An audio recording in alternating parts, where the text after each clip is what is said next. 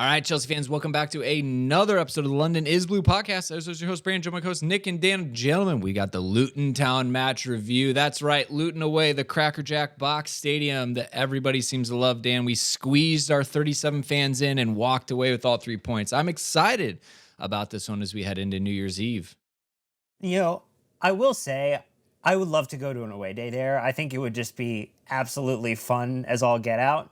So for that reason alone, Nick, as much as I am happy we picked up all 6 points against Luton, I would love for them to stay up this year. I really would. I think it would be fun to try to get to an away game at Luton next year.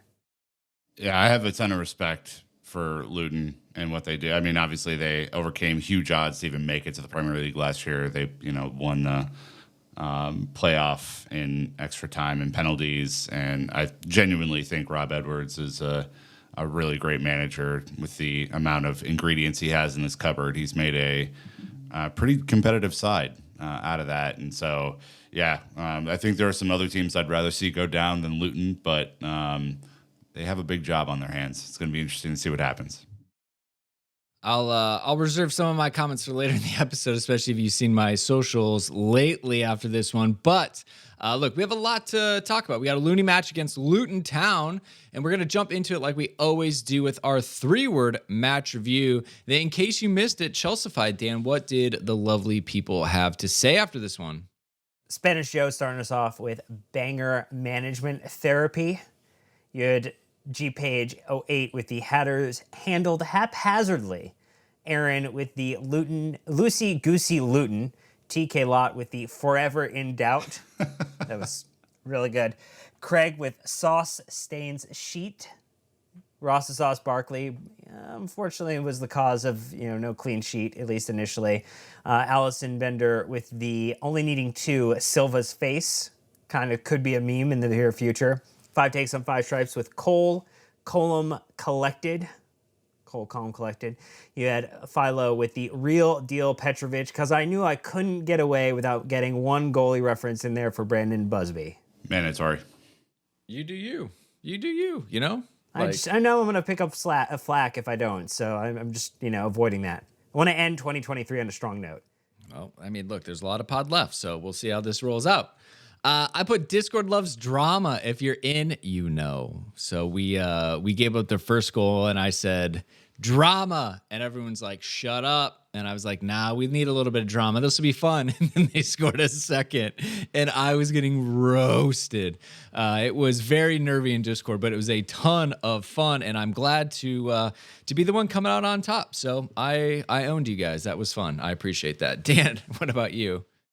Absurdly clinical Chelsea, scoring on a .02 XG, a .03 XG, and then Cole rounding it out at the end with a .96 XG. 3 goals off of 1.01 XG. That is exactly what Nick Verlaney was asking for. The Christmas present from Chelsea coming a little too late, but absolutely the type of thing we'd love to see. I'll take more absurdly clinical Chelsea all year. That's perfectly fine. Perfectly fine for next year, too. However we can get it. I did the We're Halfway There song. That's mine. I think, pretty standard season point of view, but also kind of just feels like we're about halfway to being a competent team. It just seems like we're in the middle somewhere. So halfway there. We're halfway there. No, I love it. All right. Well, as always, huge shout out to our community, Nick. We're always so blown away by the support that we've gotten. And if you're new, we've got some great ways for you to help us out. And a very exciting announcement coming up, too, that we're just going to tease here right now and leave on the table for you guys. Can't wait for Discord on that one. Yeah. They've been dragging us for not getting that announcement out earlier, but it's coming in the very near future. It's coming. In January. Early what January. What if it just doesn't? Let's just play this out first. See how long we can. Things have been signed, Brandon Busby. We can announce things. Things have been signed. We can tease things. All right. Well, of course, you guys know our community is absolutely incredible. Free ways to support us. Subscribe on YouTube. Help grow that community. I think get us closer to that 30K number. 5-star reviews, Apple Podcasts, Spotify. All those things really help us get seen. Of course, if you want to roast Brandon Busby in Discord, you can join that community. And of course, sign up for the free London is Blues Dispatch with Sam, writing those every week. It's a lot of great content going on right now. We have so much happening all the time. Thanks to the community for supporting us. We roll. All right. Well, let's jump into it now. It was Luton Town this past Saturday, the 30th of December, our last match of the 2023 year. It was in the Premier League at Kenilworth Road. Scoreline, in case you somehow missed it, Luton Town 2, Chelsea 3. Goals coming in the 12th minute from one Cole Palmer, 37th minute from Madueke, assist Palmer, and then Palmer rounding out an almost perfect day in the 70th minute, assist Nico Jackson. But 80th minute, Ross Barkley causing some noise, and 87th minute, Adebayo after a potentially poor save from Petrovic pushing it back across his goal. But let's dive in a little bit deeper, Dan, with the lineups. We'll hit the top line stats and jump in. Well, as you mentioned, it was a Big George. I think on the day, I'll round out and give him the Big George credit.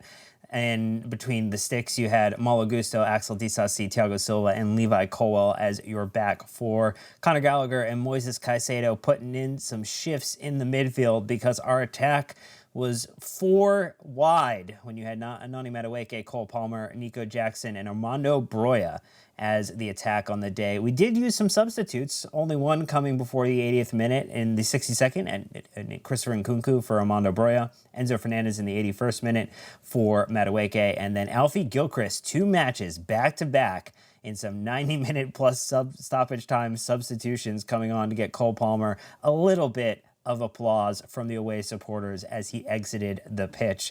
That's right, we threw 2 goalkeepers on there as well, Bergstrom and Bettinelli. Ian Matson, Mudryk, Matos, and Sterling were your unused subs on the day. All right, some of the top line stats. Let's see. Luton with the 2.53 XG, Chelsea with the 1.5.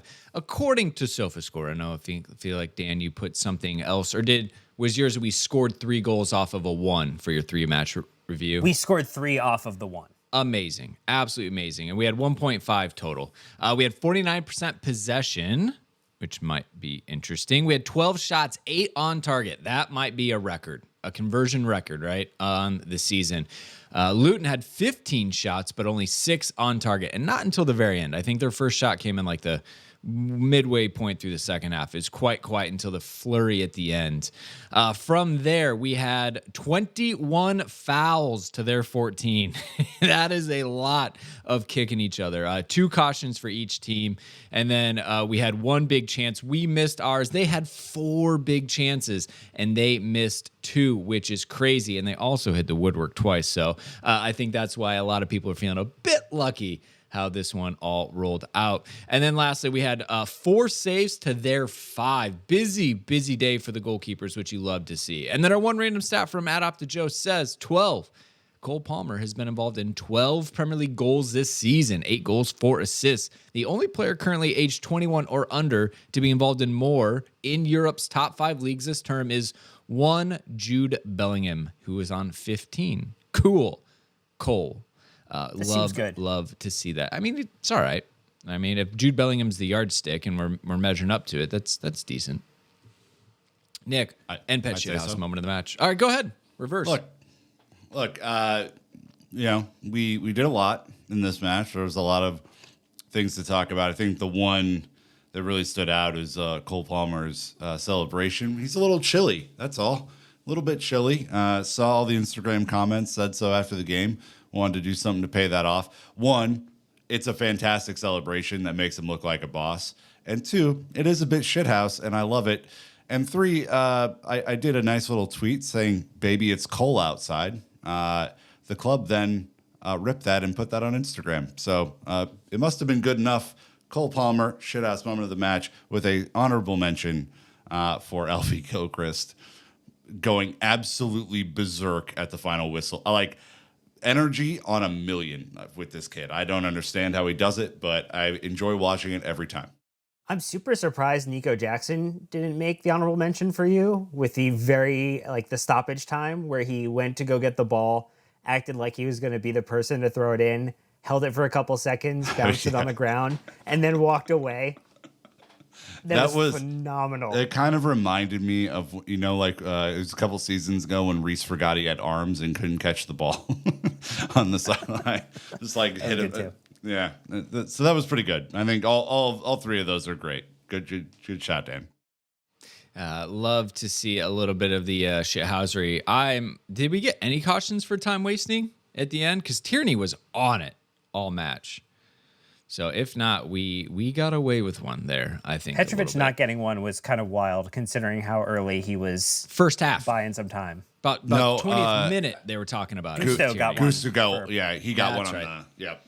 So again, I would still say well played by everyone. That's good match management by the team. So anyways, we've got a lot to dig into. Let's get into this. We're going to take our first ad break. When we're back, 80 minutes of control. Guess what happened the other 10? Take the sponsors and we'll be right back. All right, 80 minutes of pure control, walking them in attack, walking them in defense, no problem.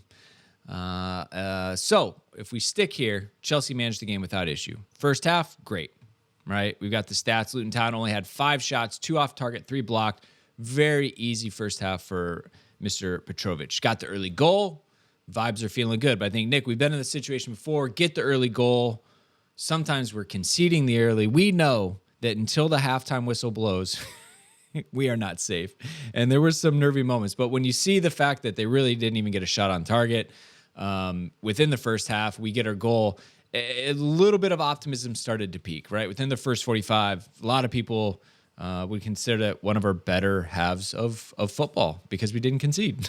Yeah, I mean, I think we started pretty poorly, to be fair. I think it was first 10 minutes again. I think this team really struggles first 10 minutes of either half, just trying to get into the game, get the feel for the game, all that sort of stuff. But really after that point, after Cole scored, which is off of, it was just off of a broken play, right? I mean, it was off of a bad pass in, and he had the awareness to take that chance and bury it. And I think there's been this narrative about him that he's really a set piece specialist or a penalty specialist, right? That's where his goals have, so far kind of come from and all sort of stuff. And he was bound and determined to set that narrative aside today. And I'm really appreciative of it. But, you look at the fact that they had nothing on target until way late in the match.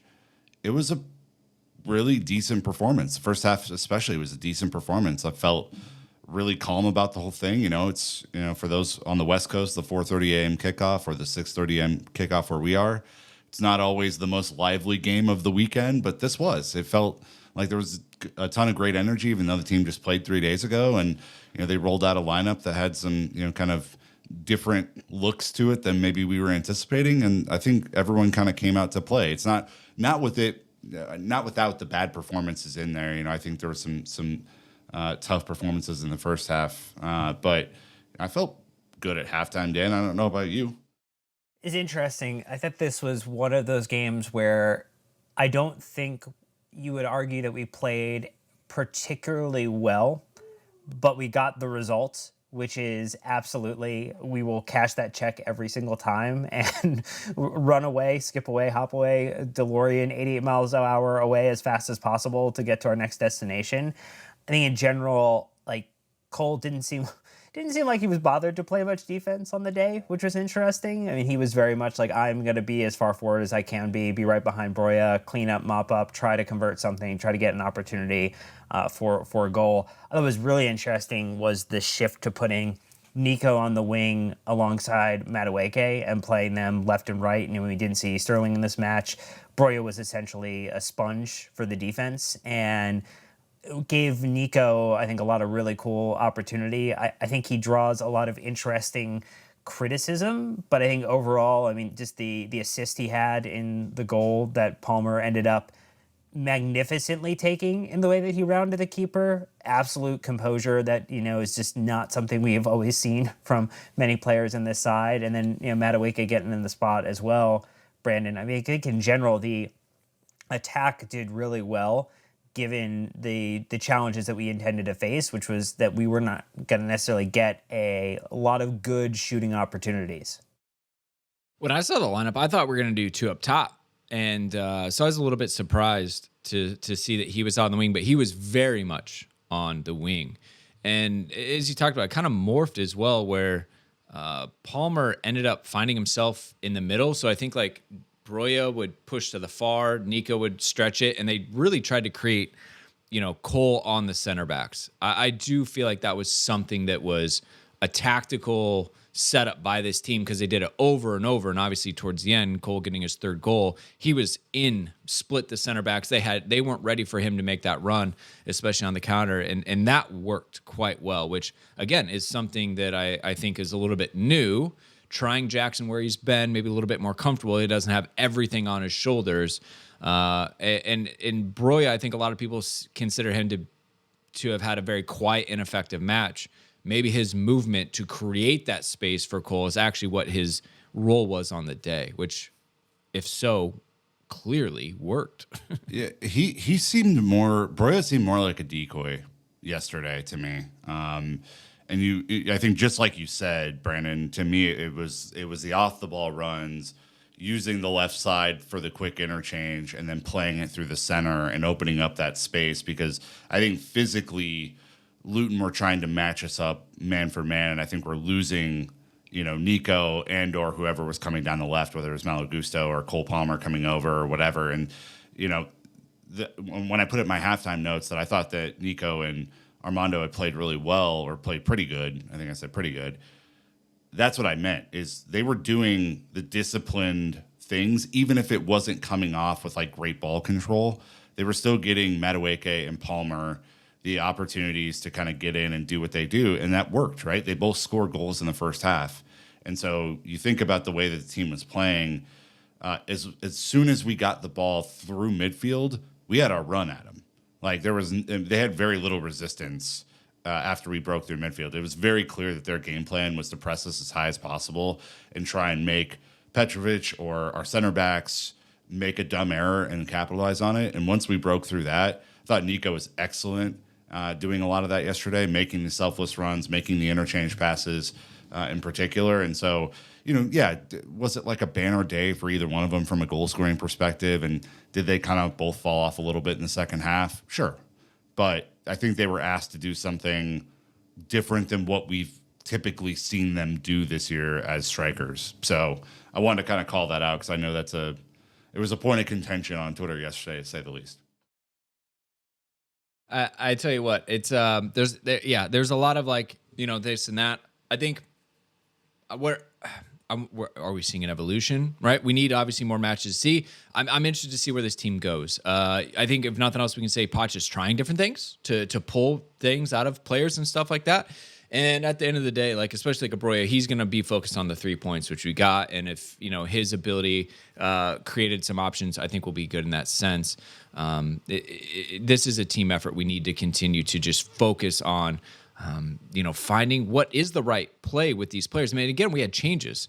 I don't know, Dan, if we talked about the number of changes right at the top, right? But like Noni getting a start after coming in off the bench. Again, Broya in. You said Jaxis, but like Caicedo and Connor in the middle again, still no Enzo. Raheem still on the bench.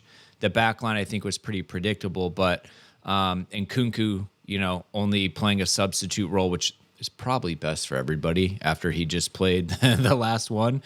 Mudryk dropping onto the bench. So we're seeing more changes, but again, what was this, like our third match in 7 days as well? So that's probably a big take into it. But anyways, getting a tune out of a team with even more changes is also a positive with this group.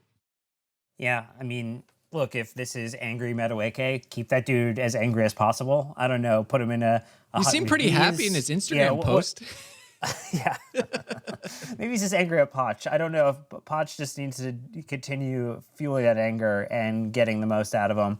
And I think he also had, him and Gusto on the right-hand side was kind of interesting. I think they had generally a good day, kind of a good pairing together. It wasn't Gusto's best overall performance, but I think he was a little bit more occupied with Brown and Doherty coming up on the side as well. Madueke did a little bit more, I think, defensively than Jackson did. I think Jackson was really taking it toe-to-toe with Mengi for the majority of the match. The fact that Mengi made it all the way to the 77th minute without getting cautioned is probably pretty wild. This is just it was very interesting, but I think to your point, the fact that we're trying a couple different things, that we're seeing what works, that we're willing to get players to commit like Jackson in a different role, in a different position, that's a positive thing. Giving players a little freedom, trusting the midfield duo of Caicedo. I would say really more totally Caicedo, Nick, than Caicedo and Gallagher. I think Gallagher was free roaming, whereas Caicedo was like, I'm going to hang out a little bit deeper and help be the cleanup on aisle 11.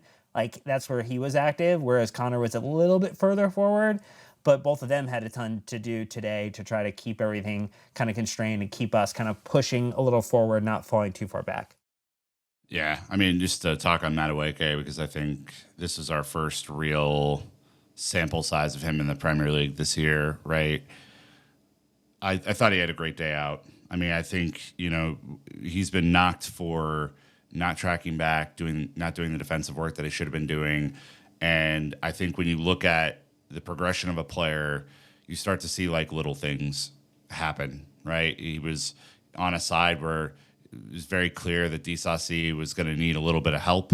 And you could have said before the game that side's really our most vulnerable side, right? We have a center back playing right back, and you have a winger who loves dribbling and loves shooting and loves doing all the offensive stuff, but maybe isn't a defensive effort guy. But he did. I mean, there was a lot of points where he was tracking back and seemed to really want to make a point. And I think he looked disappointed to come off when he did. And I think that can only be a good thing, right? This team needs production, and if you're Madueke and you've scored 2 goals in your 2 opportunities that you've had in the Premier League this year, that's good. That's exactly what you're supposed to do, and long may it continue. I thoroughly enjoy watching him play, and I think that they're started to get in the first half when we were really dominant, started to get a little bit more of that relationship that I was hoping to see with him and Palmer, Brandon, where they were both kind of interchanging, knew where each other were going to be. They've played with England before. They know each other really well, did the post-game interview together. It's very clear that Madueke wants to hop on the Cole Palmer train and ride that thing for a little bit. So I pulled up some of the stats here. So he created the most shot-creating actions with 6, which, again, is what we need. We need shots. Now, he created it. Did we get it? That's always up to something different. He also, he didn't really have like a great, actually, like Dan said at the beginning, 0.1, he scores the absolute banger. He was 4 for 7 on his take-ons, right? So well above half, which is very good. And I think that is something else that we want to see. 91% pass completion percentage, really, really strong. So for him to get 2 shots, 1 on target, 1 goal, was really electric for him in that sense. Nick, he had 5 tackles and an interception and 2 blocks. That's the type of day that Noni Madueke had, where obviously he was electric in attack, but he still did enough defensively to help and rounded out his day, which is again, he's stacking performances. That's what we want to see from everybody, very specifically. But Dan, go ahead. Okay. Was the last point on Madueke, and I know that Luton didn't play a traditional low block like we've seen with some of the lower Premier League sides this year. But what I like about Madueke is that he is trying something different. Him and Palmer both have enough technical skill in their bag to try new and different ways to break down defenses instead of just running into a wall every single time like we've seen. So I would be really intrigued to see if he is maybe a part of the possession attacking crew. Maybe it's him, Sterling, and Palmer with a Broya or a Jackson or someone up top or an Nkunku, where you're just trying everything, lots of little movements, right? Whereas the counter attacking side may have someone like Mudryk, may have someone like Jackson, may have, trying something different there too. So want to kind of call that out because I'm projecting where we're going to see teams this season, trying to figure out how he fits in. No doubt. The standout player, probably this season, Dan, Cole Palmer, brace and assist. My word. Again, 1.1 XG by himself out of our 1.5 as a team. What he did to their goalkeeper and those 2 defenders was insane. That 3rd goal, and at first I was like, I thought maybe the ball bobbled to the side and then he just tapped it in. No. My man rolled it over from left to right, fainted, burned the defender on the goal line, and then literally like casually passed it in. It was insane.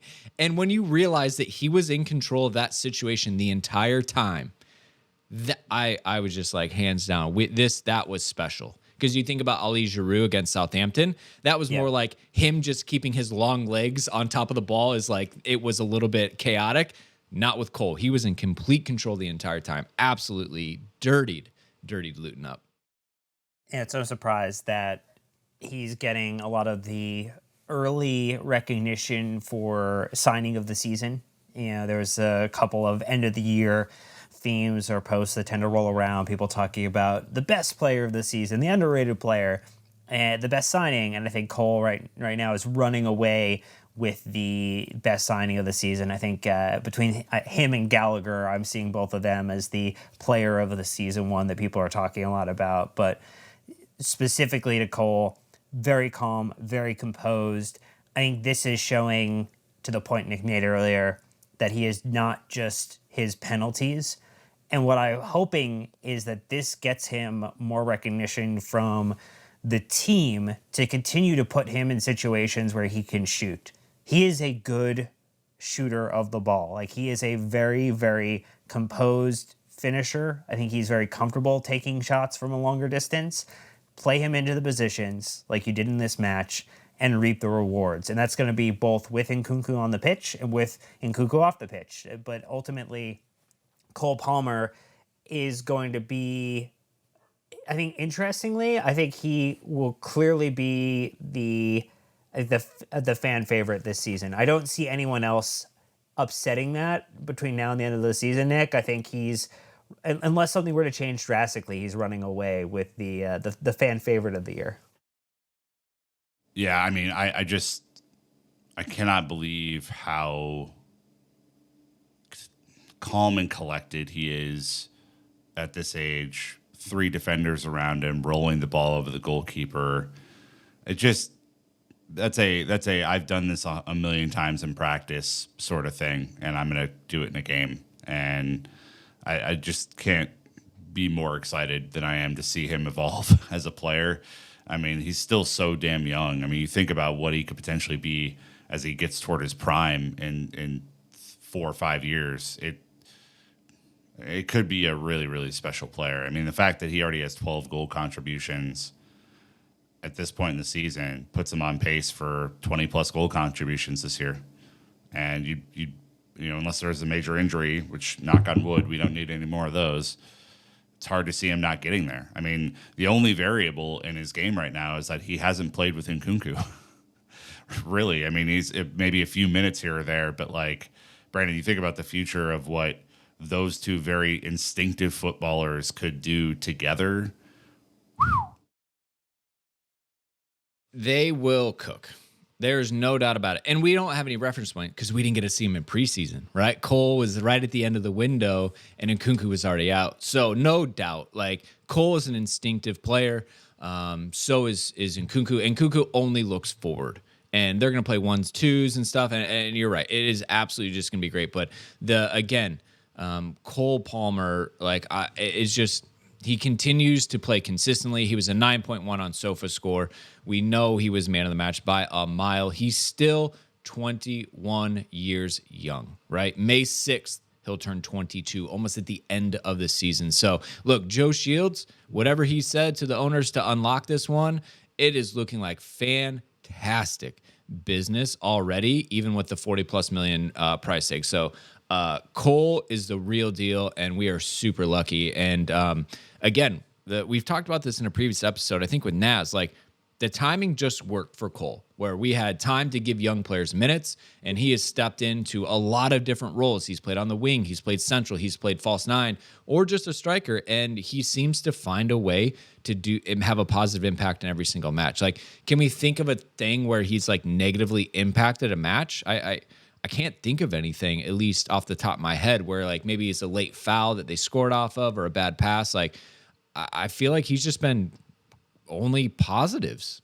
Yeah, the only other thing I'm going to look for is, right now we have nobody on our team that commands a double team or commands extra attention, right? Where a group of players will surround him. You think of prime Eden Hazard, right? And the attention that he brought in. I can't wait for other teams to start to put 2 or 3 players on him tactically and what that does to open up space for everybody else. I mean, I think he could really be that sort of attention seeker within an opposition game plan. And if you think about, Mudryk in behind, you think about Nkunku, you think about Jackson, you think about, balls over the top or ways to kind of get around an aggressive press, like he could really be something that unlocks some easy goals for us at some point. And easy goals have been hard to come by for Chelsea Football Club. And so I'm kind of, as much as I'm excited for him now and to see how he evolves through the end of this season, I'm excited to see how teams start to game plan him and what Chelsea can do with the, extra attention on a kind of star number 10 player. I mean, absolutely a class player. Really excited to see where he goes from there. And again, you can even see by his heat map, he doesn't have a position. He goes where is needed and finds a way to get involved. So love that. Again, he's only behind Jude Bellingham again in all of Europe for goals and assists, at least the top 5. So excited to see where he goes. Credit where credit's due. So we're going to take our last ad break. When we get back, though, 10 minutes of absolute chaos, just as you all asked for. So thank you to the sponsors, and we'll be right back. All right, 10 minutes of absolute chaos. You have to love it. What about blood pressure, Nick? Is this a good time to talk to our friends and family about getting tested for high blood pressure at the end of Chelsea matches? Well, when I go in for my annual physical every year, on the form, they list, do you have any special circumstances, conditions? And I have to, disclose that I'm a Chelsea Football Club fan, and they understand why the levels spike as much as they do. And I'm sure there's some sort of, new medication coming out from the makers of whatever to help us deal with such things. But goodness gracious, man, this was... this is the fun and frustrating all in one game, right? This is the 3-0 and cruising. Everyone's singing It's a Winter Wonderland in the stands, doing the new Cole Palmer song.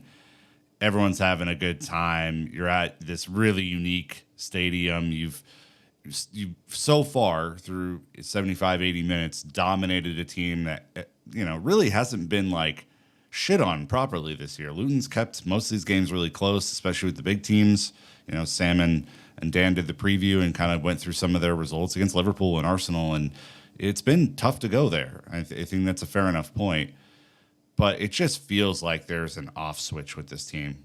And when it goes off, it goes off. Like they lose all composure. They lose all situational awareness.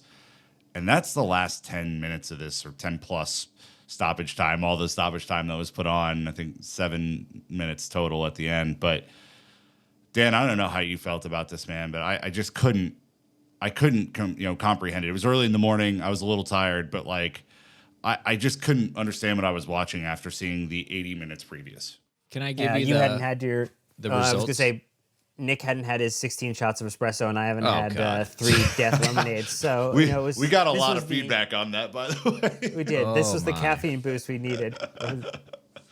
So to your point, so Brighton beat Luton 4-1 in the first match. They lost by 3. We pumped them 3-0. Those are the biggest losses they've had all season. Outside of those two, the first 2 matches of the Premier League season, which you can probably say, hey, welcome to a new league, got punched in the mouth. They figured it out right away. They only lost, Dan, to Villa by 2, 3-1, and Brentford 3-1. Other than that, every single game that they've lost has been by a single goal. They absolutely fight and scrap to the very, very end.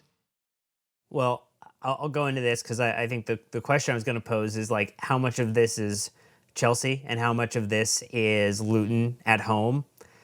They have a good-ish home record, and I'm going to say it's not necessarily good because these involve losses and draws, but they beat Newcastle 1-0, only allowed Newcastle to have 2 shots on target.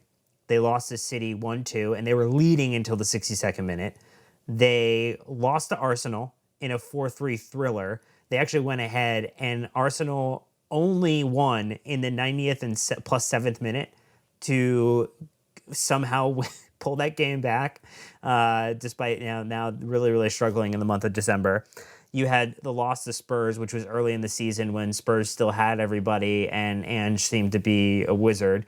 And then they drew to Liverpool. And again, that was a 90-plus third. They are a try to grind it out at the end of a match to really come in. And this is to the point of game states, Nick, because ultimately, like, you have to think about the phases of the game. You have to think about that first 15, that second 15, and how people get into it.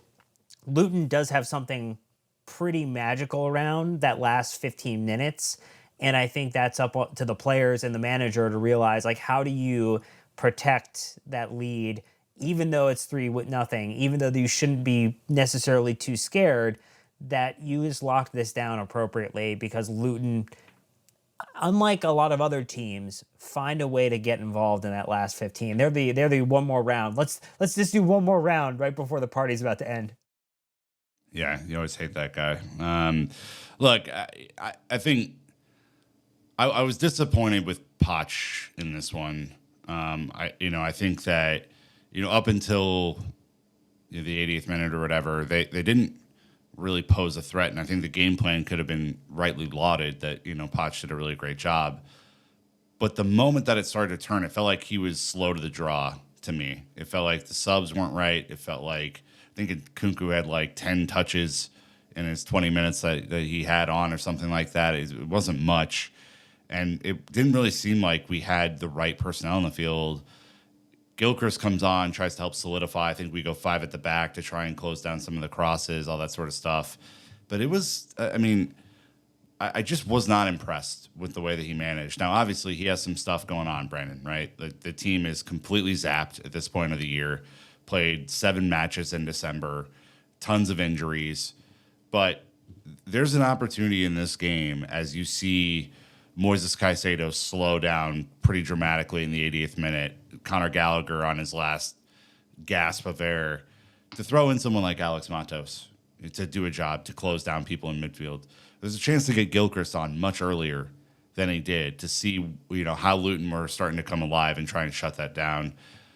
I think this was as much on him as it was on the players on the field. I think Thiago had that exasperated look and posted on Instagram after saying, hey, the level is the level, and I'm sorry, but like, this is essentially what I hold myself and my team to.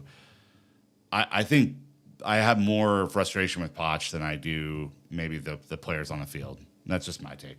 Well, and Kunku had 4 touches, actually, Nick. Oh, not even 10? Cool. In 28 minutes. Cool. And here's why. So I looked at the shot radar, or like the timestamps, and there's a big reason why we didn't need any attacking subs. To your point, let's see. We had Enzo on for Noni Madueke, and then Gilchrist for Palmer at the very end, right? But like, we didn't do much, to your point. This is an exhausting December. The thing I think back to is we tried to play Lavia, injured in that match. Immediately. Tried to play Ugochukwu, injured. Everyone is just dropping. And so, to your point, like, people are running on fumes. But and Enzo has a hernia. Like, yeah. I don't know if you guys know what a hernia is. I'd look it up.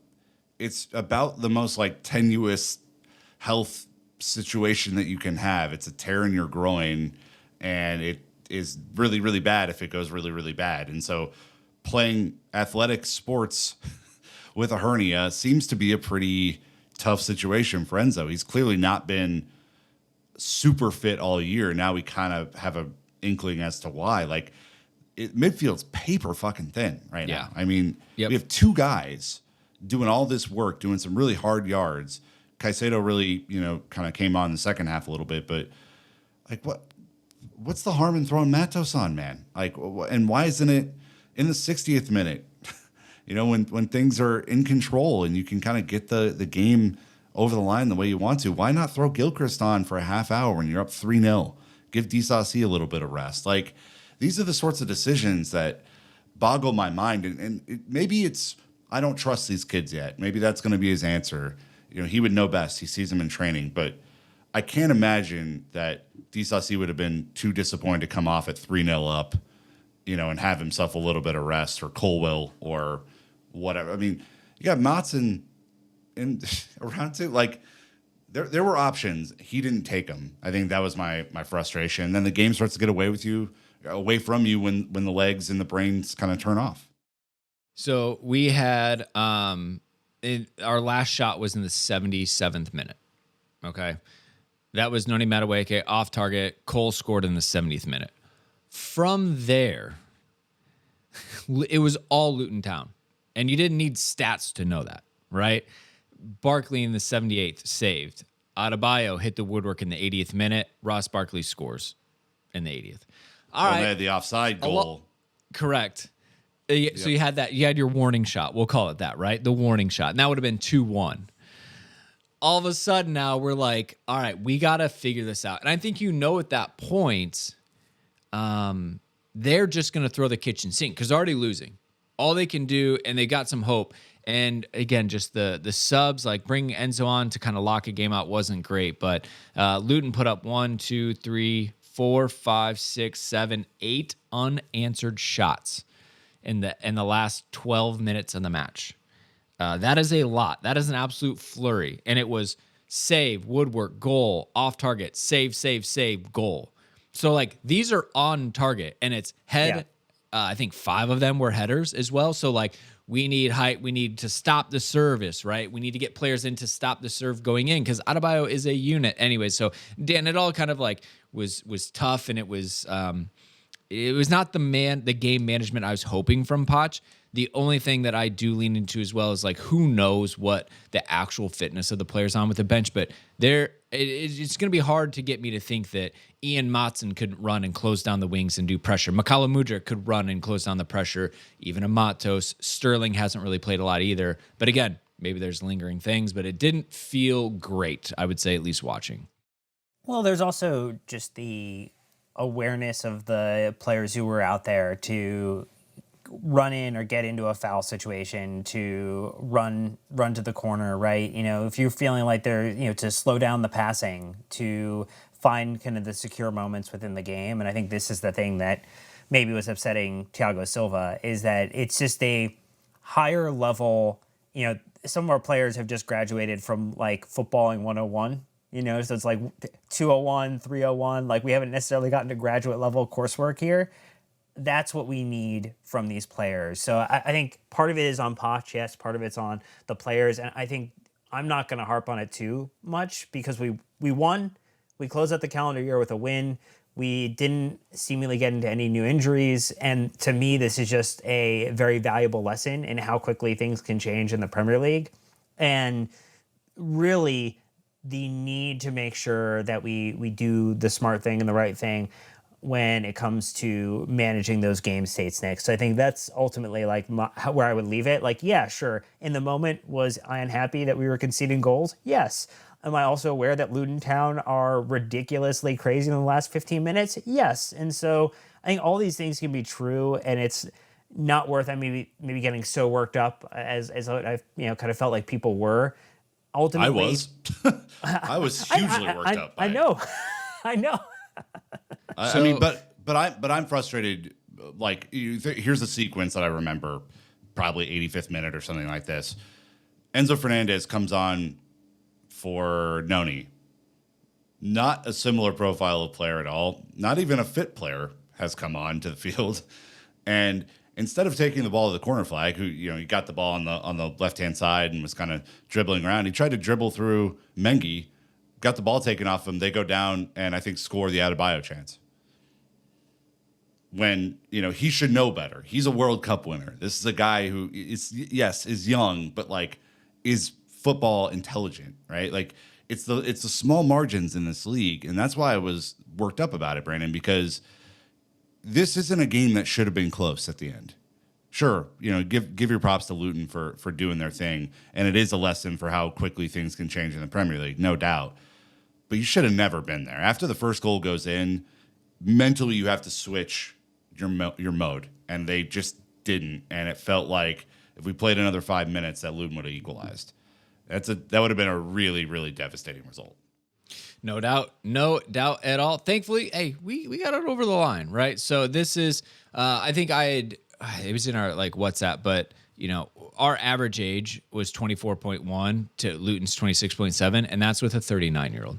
We are essentially a U22 team with Thiago Silva beating a Premier League team, even though they're just newly promoted. And that lack of experience is clearly on display. Hey, this is what the sporting directors wanted. This is their project. This is where we're at. And so thank God they got it over the line, because again, this is 18th place Luton, right? We're not knocking City here, 3-2 at the very end surviving. It's a very different situation. So that's the majority of the match. We have a couple more pieces, but with it being New Year's Eve, we wanted to throw out maybe some New Year's resolutions for the players, the manager, and the club, right? Because why not, right? We can give some opinions and hopefully not, upset too many people. But if we can do one New Year's resolution, and we'd propose this to a player or the players, what do you guys think you'd say to the squad? So, Dan, you walk in the dressing room. You got everybody. You either going to pull one into your office or you're going to talk to the team. What's your approach? I'll say I did put this out and ask people for their suggestions, and there was a lot of stay fit, stay injury free, which I think some of that's up to them, but maybe some of that's just up to how they get played, and maybe that is on the manager or the other player availability. I think the decision making was a big one. Finishing, I would say I am totally cool with fouling. Embrace the dark arts, become, as Nick Verlaine would say, the bastard-coated bastards with bastard filling. Like, I would love that. I would love more steel on this side. Just foul situationally and work out the unnecessary cautions, the small mistakes that we're making, because we're getting cautions for dissent, which is like hey, we've all learned now. We've all learned that you were going to get a yellow card for mouthing off to a ref or an official. So just don't do it. Let the captain go up and do it, because they're the one who can get away with it, and put yourself in a position to make the smart foul in a game later in the match, or to make yourself available for future matches because you're not getting suspensions off of cards. I think that is where I'm totally cool with fouling. I'm totally cool with trying to manage the game and to play tough and to play physically. But ultimately, we have to be a more competent side and more aware of the situation. Yeah, I would agree with that. I mean, I think that's, I think part of that situational awareness that we were just talking about, I think mine's pretty basic. And it's something that's annoyed all of us, I think, at some point this year. The sad Instagram post after a loss, all that sort of stuff. Talk with your play, not on Instagram. I want to see in the second half of this season, and for all of next year, for all of eternity, I want to see players who show up like Cole Palmer did, like Noni Madueke did, like Thiago Silva did yesterday, and put up or shut up. Like, I want to see players go out there and play football in a really interesting, dynamic, and competent way. I don't want to see any more Instagram posts about, man, we'll keep fighting. We want to see that. We don't want to hear it. I put commit to the manager and ride the ups and downs. Young team, a lot of new faces. It's not going to be easy, but just, stay neutral. Try not to ride the highs too much, and definitely don't ride the lows too much, because it's going to keep happening this season, I think. So if they do that, I think we'll be in a much better situation, especially the way we're looking in the cups, which I'm excited. Which anyways, Dan, the manager, right? If you get sit down in Poch's office, he's behind the desk. You and I are pretty much looking eye to eye at him. And what are we saying? I think win the Carabao Cup. Please go win the League Cup. Go win a trophy. I mean, Chelsea is about winning first and foremost. That is the essential part of our DNA. And it is unquestionably the thing that is missing for Chelsea supporters potentially over the last season and a half is winning something. And so we are not necessarily in position to win the league. We are not in a European competition. You have the Carabao Cup and maybe an FA Cup run. this next series of matches against Middlesbrough, you have to win them convincingly. And we have to strut into the club final and absolutely demolish, destroy, and win that cup, hoist that cup, put that in the trophy. It would be great for Poch personally, as his stature and standing in English football. It would be great for these young players to help them mature, help them understand the flavor of winning something. And it'd be great for the supporters who would get to see us win something, because the league is not on the table. So yes, Brandon, 100% aligned with you. Winning a cup has to be the non-negotiable for Poch and team in the back half of the year. We've got a double fixture, home and away with Middlesbrough in January, and on the other side is Liverpool-Fulham. So obviously, we would like to not see Liverpool, but if we have to, it's a great chance to get it across the line. All right, Dan, let's step out of the office. We're going to let Nick take this on his own. Nick, what are you saying to Poch? You got to fix the in-game situational awareness stuff. I think it's been apparent that, for me, if Plan A hasn't worked, that Plan B is not always a great fix. Sometimes it is, sometimes it isn't. But I think there are times where, and not just yesterday, in previous games as well, where it's been too slow to make changes. It's been too slow to swap personnel. It's been too slow to change up tactics. I want to see a more locked-in version of Poch the second half of the season and into next season as well. I want to see him so locked in that he's making some really difficult calls. If a player's not performing in the first half, yank him. I know it sucks, but you can't afford to carry people in this league. And I think there have been some times where, whether it's his management or the players' play or every combination thereof, that it just hasn't worked. And I want that, the identification of how we can attack a weakness in a defense, how we can shore up our own weaknesses to be a lot more quick draw next year. So I think that will help us win the cup, as I predicted at the beginning of the season. I love that. And then lastly, the club. We jump into the boardroom. I'm asking to streamline operations. Too many people with to say injuries are a mess. Priority one, priority two, get the playing team where they need to be. Then everything will go from there. Stadium, sponsors, everything else. But it all starts with that first team dressing room and getting those players healthy and firing at maximum. If we right now, it's a mess. All right, we don't know who's running what right, so streamline it. Nick, what about you?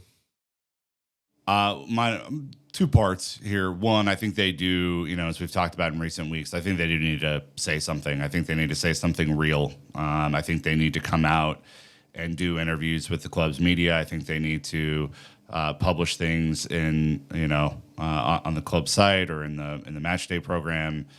I think they need to say something about where this is going to keep us all updated. I'm not saying they have to say something every week, but at this point, I think we're owed a little bit of an explanation as to what's happening, what's going on, what the stadium is going to look like, what player personnel could potentially look like, what our boardroom might look like, and all the senior directors of the club. So I want to see a plan evolve here, and I want to see comms improve, and I want us to keep Conor Gallagher and make a better pathway for elite academy talent, so that they are not at best financial make weights for some player who doesn't pan out because of amortization or whatever. Like, the club has over-indexed. The sporting directors and the owners have over-indexed on one strategy, which leaves us vulnerable in other places. I want to see them balance that out and figure out how to make, the Gallagher situation whole. I want to see if there is a way to make the Motson situation whole, or if there, as you will talk to Phil this week, Brandon, if there's another up-and-coming academy talent that you can earmark as like, this is going to be the next guy and the next guy and the next guy that's going to make this team function. Because I think what we've seen is Alfie Gilchrist, that energy, that passion, that enthusiasm can be fucking infectious. It can really help, a team that isn't quite all together yet. So two things, and long-winded at best, but I think the club side is the real bugaboo here. There you go. The no other player is eliciting the reaction that Alfie is. And granted, he is just hyped out of his mind when he gets on the pitch, but it's that passion and that commitment to the club where nothing else matters is what we love. And that's what you get from Cobham. So anyways, Dan, what, and we see it from Connor, I guess is where I was going with all of that. Dan, over to you.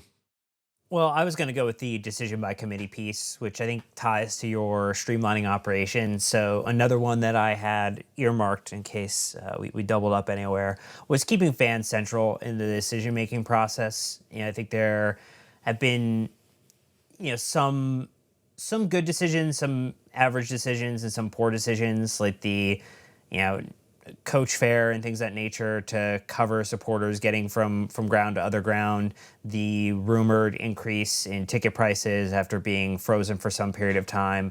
I think there's give and take on all these things, right? I think we have to acknowledge that things like price increases happen over time, and that's just the nature of businesses. But you bought a club, and while it is an investment for Clear Lake and it's an investment on what they want to do from a Blueco and a sporting perspective, it's not an investment necessarily for the 30,000, 40,000 people who show up to Stamford Bridge to watch the team play, who show up at Kings Meadow to watch the women and the academies teams play, who assemble in pubs across the world or watch from laptops at all hours of the evening or the morning to try to get Chelsea in their lives as any way as possible. And so I think there's going to be a lot of tough decisions in the next year. If Chelsea are not in Europe, if Chelsea have declining revenues, if Chelsea can't secure the sponsorships they're looking for. I think that, to me, like, you have to go hard on the corporate sponsorships, on the endorsement kind of deals, the brand partnerships to really find your value there. Don't look at the fan as the dollar, look at those opportunities of the dollar. And I say this knowing very, very high and well that, we all are a part of the American capitalistic experiment, talking about a UK community-based endeavor such as football. But that, to me, is probably the one thing I would ask the board for more than anything else. The club is just, try to make these decisions with the supporters in mind and advocate for them as best as possible. Kickoff times that are doubled up from men's and women's fixtures, so you can't attend both games because they're on the same day and they're too closely connected. Like, there's a whole lot that they could do with the club and with the ownership to advocate for improvements that makes the fans' life better. And that would be something that would be a great thing to achieve this year. A lot of options. The good news, a lot of ways to win quickly and win big. So at the end, I love how we're all central on just success at Chelsea, right? We're not doing anything crazy here. So, all right. Well, let's go ahead and start to wrap this one with Dan of the match, because if it's a win, we're in. You said some tense moments at Kenilworth Road, but Chelsea emerged victorious. Goodbye, 2023 Blues. Dan, how did the landslide go? Well, 87% of you thought Cole Palmer was the man of the match. Thiago Silva with some pretty big blocks at the end there with 8%. Nico Jackson with beautiful assist and also some cheeky dark arts with a 3%. And then Nani Madueke with about 2% of the tally.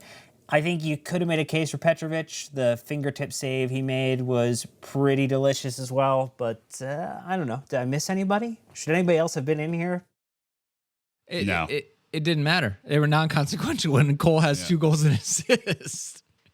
Well, I think Silva was a lot closer in my mind than the 87 to 8% because of what he did at the end of the game. But yeah, it's Cole's world. We're just living in it. Yeah, it was so good. And, respect to Nico for getting votes in there as well. When a day he was largely kind of on the outside creating, even though, got his assist. But my gosh, I'd like to think I could hit that pass too. It was well formed for him. So anyways, some of the other results from this one. By the way, this match week is stretched out as long as the Premier League could have possibly done. Dan, you just talked about fixtures and scheduling things like this. We started the matches on the 30th of December, and they won't end until the 2nd of January. So interesting results here right at the end of December. Clearly people are tired because there are some interesting results here at the end of the at the end of the year. Well, Aston Villa beating Burnley 3-2. Burnley picking up a red card there. Crystal Palace having their time and their way with Brentford 3-1. Man City, no surprise, getting it done over Sheffield 2-0. Wolves absolutely beaten up on Everton 3-0. And I think the Everton resurgence is officially over. Forest beating Man United in wonderful, glorious fashion, 2-1. Fulham beating Arsenal 2-1 as well, also fantastic. And then Tottenham, the only one who spoilt it at the end, 3-1 over Bournemouth. I guess that only helps in the fact that it keeps Bournemouth down. Tottenham were ahead of us already, but does make climbing up the table a little bit more tough. But we'll see what happens with Liverpool and Newcastle. We'll see what happens with West Ham and Brighton. Some draws in there would not necessarily hurt our, early 2024 plans, which is to climb the table. And we'll talk about this, right, a little bit more, but AFCON is kicking off. So a lot of players are going to be missing, including ourselves as well. But table as it stands, right? We got Liverpool up top, Aston Villa in second, and they're level on points. The difference being Liverpool has a game in hand. So as long as they pick up any points, they will be on their own at the top. Manchester City in third place on 40 points. Arsenal dropping to fourth, also on 40 points. So that's Liverpool and Villa on 42. City and Arsenal on 40. Tottenham fifth and 39, and West Ham on 33. Yeah, you look at this, right? Man City having a terrible year by their standards. They're still 2 points off of first with the same game in hand that Liverpool has. The narrative just needs to go away. They're going to be just fine. What's interesting, though, is Chelsea picking up a couple of wins gets us on 28 points in 10th. Okay? Now you start to math it a little bit. Newcastle on a massive slide. We recently beat them in the Cup, if you remember, on 29 points in 9th. They're gettable. Brighton on 30 points in 8th. Gettable. United, free fall, although I'm sure a new manager bounce is coming with them in 7th on 31 points. So they are in striking distance today on that. West Ham in 6th on 33 points, 5 points off of 6th place. If Chelsea can put a run together, and I know we've said that 80 fucking times this year, it's not impossible to see how this team can get up towards, 6th place, I would say, is probably the most achievable kind of area for us. Tottenham, 6 points ahead of West Ham on 39, right? It's basically the gap I see right here is 39 to 33, 5th and 6th place. It's doable. Team just has to win. If they win consistently, you're going to see them jump up. Newcastle and United in particular are in shambles. West Ham and Brighton play tomorrow. So it's all there. It's all there. The team just has to fucking win. Yeah, look, Liverpool beat Newcastle, which it seems to be very predictable at this point. Or, there now Newcastle is just sitting dead in the water, right? They're not doing anything, which is good for us. But yeah, look, I'm gonna end it there. If Nick is gonna preach some positivity and the potential upside of the season, we should let it land, Dan. I'm not gonna get in the way. New year, new me, baby. Popping some champagne bottles all by itself. Let's go. Oh man, I love it. It's look, at the end of the day, you got to do it, right? The opportunities are there. Thank gosh, because honestly, 2-3 weeks ago, I think we were looking below us in the table, and everybody that was bubbling up right and beneath us. Obviously, Wolves seem to be in a good patch, and they're on the same points as well. But we just have to look up, right? And if we can jump 2-3 teams and really start to separate us from the double digits, like we said, we want to stay away from the teens. We want to get into the single digits. Again, with the U22 side largely, it's going to create some momentum in some things. 2 cups. I mean, that is crazy. If you go win the League Cup, what a boost that would be for the confidence of this squad as well. So health, we still have 9 players out between doubtful and injured, right? And we just need to continue to get people back and fully fit for the back half of this season. All right. Well, look, we got a lot done in this one. We got a Common Crew coming up. We got more pods coming at you this week. It is the beginning of January. We got a special one that Nick is going to go ahead and announce now. Yeah, we have Pat Nevin coming back on the pod on Tuesday. So, your first day back at work, you're going to get a little Pat Nevin, Professor Pat, back on the pod. You guys know we absolutely adore him, and he's back and really brings some incredible knowledge with him. So get excited for that one. Get excited for the Chelsea Youth episode. Get excited for the preview. Bunch of good stuff to kick off the year. And then, as always, we got the FA Cup match preview, which will be going out on Friday. But look, it is January. It is a transfer window. Who knows what the hell we're going to be up to? We're going to have Matt and Naz locked in all month to cover you on everything that's going on. So look, get involved. Come join us on Discord. Sub on YouTube. Leave the 5-star reviews. The party is kicking off in January. The big announcement. We're excited. If you want to hear about it first, head to Discord. All of the rumors and inklings happening there. So anyways, until next time, Chelsea fans, you know what to do.